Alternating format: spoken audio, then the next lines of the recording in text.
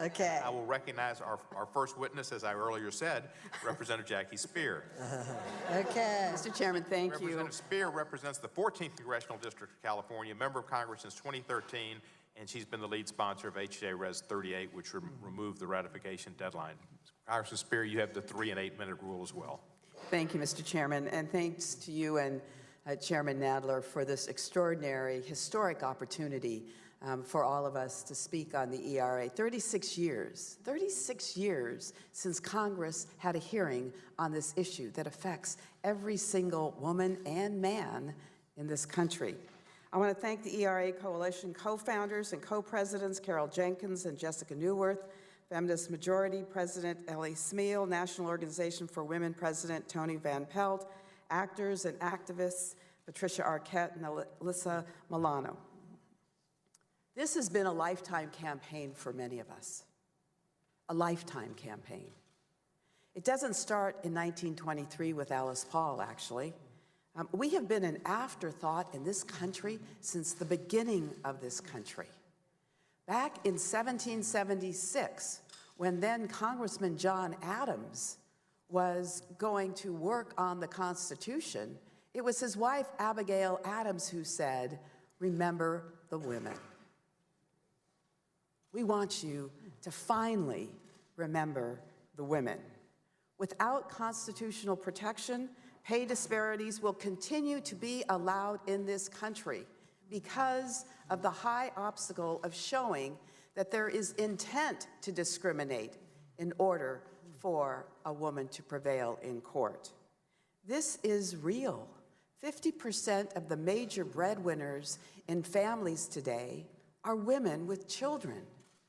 It is time for us to take this issue seriously. And to Mr. Johnson, let me say, this is not a stalking horse for abortion.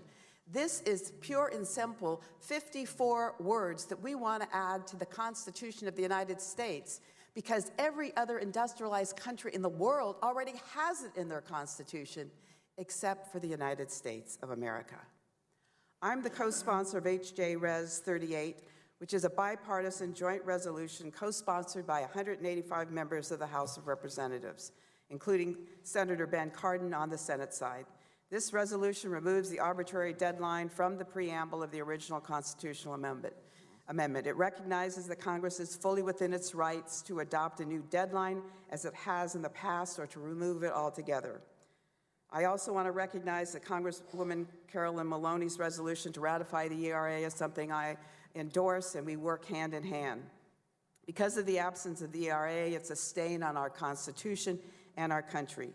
Nations around the world have looked to the United States to model their constitutions and have recognized the equality of women and men under the law, yet we fail to do the same. It's frankly an embarrassment. An amendment that was supported by Republicans and Democrats under Presidents Nixon, Carter, and Ford have been used to divide our country, and it has allowed critics to claim there is no need for the ERA. To them, I offer the words of the late Supreme Court Justice Antonin Scalia, who said, quote, "Certainly the Constitution does not require discrimination based on sex. The only issue is whether it prohibits it. It does not."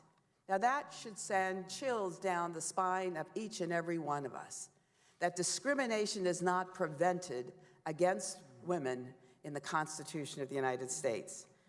I will just say, Mr. Chairman, I've already exceeded my time. I will just end by saying that we need the ERA so that we can join the rest of the industrialized countries in the world and not be bringing up the rear as we are presently doing. We need the ERA so that we can achieve our full economic and social potential. We will no longer allow ourselves to be an afterthought. We need the ERA now. Thank you so much, Congresswoman.